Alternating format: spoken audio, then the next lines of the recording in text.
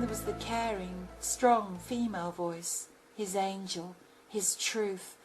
But she was also just part of this never-ending nightmare, wasn't she? Mulder, it's me.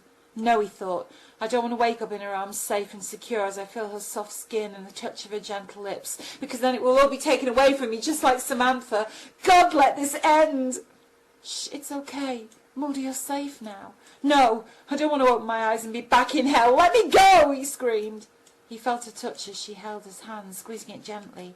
It's okay, baby. You're in the hospital. No, he stammered, still keeping his eyes firmly shut. Her voice remained calm and soothing. Shh, love. Her hand stroked his hair softly. We were on a case trying to solve yet another X-file. The guy we were pursuing turned out to be nothing more than your regular psychopath. He shot you, Mulder, don't you remember? I don't, he replied. It was true, all of it. He didn't remember anything except the darkness, the harsh light, and the excruciating pain. Mulder, it's okay to open your eyes, she said softly.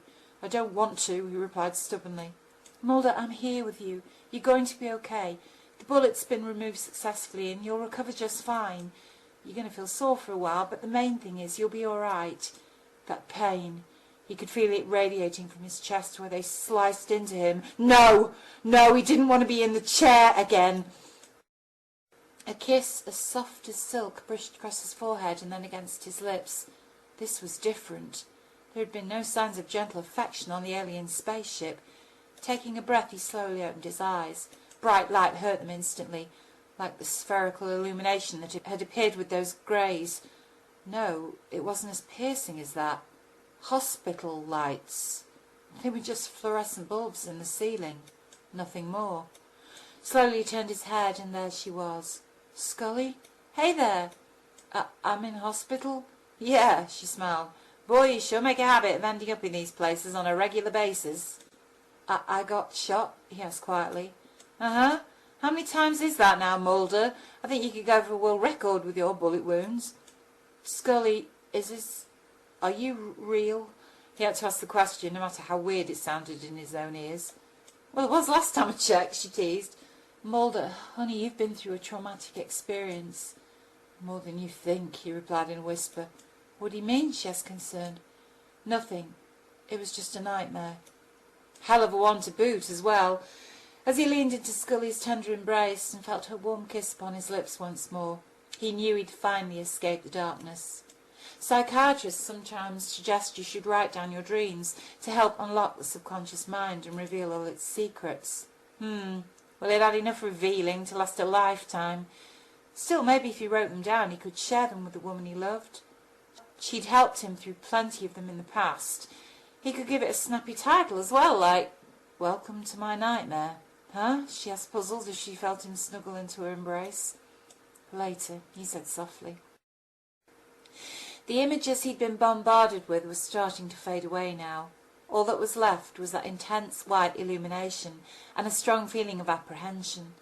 There was another voice which seemed to be beckoning to him. No, there were many voices. Mulder's eyes opened, but to his horror he discovered he couldn't focus on anything. There were no shapes, no darkness, no light. He was completely surrounded in a nothingness, an empty void. What the... He began trembling. What's happening? Relax. He looked frantically around, but there was no one to be seen. Just let go. Slowly he began to realise that these disembodied voices were part of himself. But how could that be? Please, he called out helplessly. Tell me what's going on. Why am I here? You are part of the CC project. The what project? He interrupted. Collective consciousness, the voices replied. However, you constantly rebel against us, trying to become one solitary mind instead of being a part of the whole. I do what? He asked, alarmed. You are strong-willed and extremely stubborn. Therefore the Creator feels you are ready to return. To what? He was so totally confused. Was this just another nightmare that he was caught up in? He hoped so. You have undergone a vigorous testing process, the voices continued. Test? What test? He calls it the multi-united labyrinth of dimensions which exist as eventual realities. What? Suddenly the letters formed clearly in his mind, as if he'd known them all along. M-U-L-D-E-R. Who am I? He cried out. No one yet, but you will be. You have a very important role to play in your next life.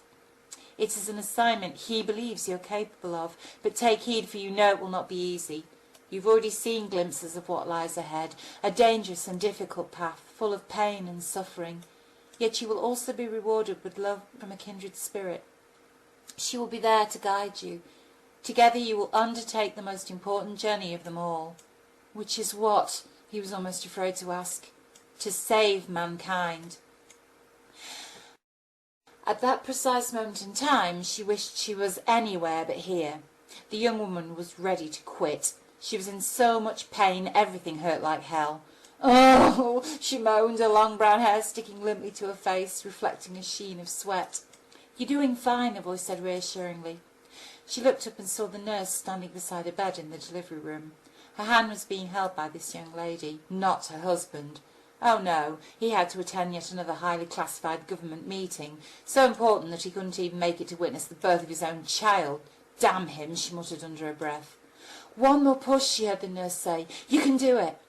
It felt like she was using every last ounce of her strength, when suddenly it was over, leaving her completely exhausted, yet delirious with happiness. She heard a tiny baby's cry and knew it had all been worth it. Congratulations, the doctor announced brightly. You have a son.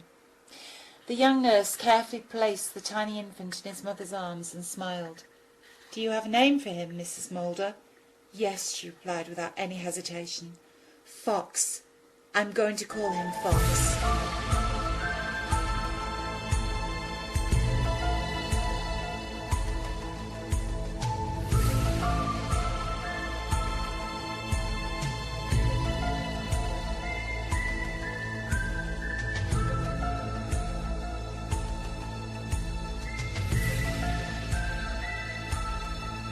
Okay, that was my story. Lost Within. And then 5 years later I entered it into a competition, an X-File competition, and it won for Best Alternative category. So David Duchovny has been a hell of inspiration to keep me writing.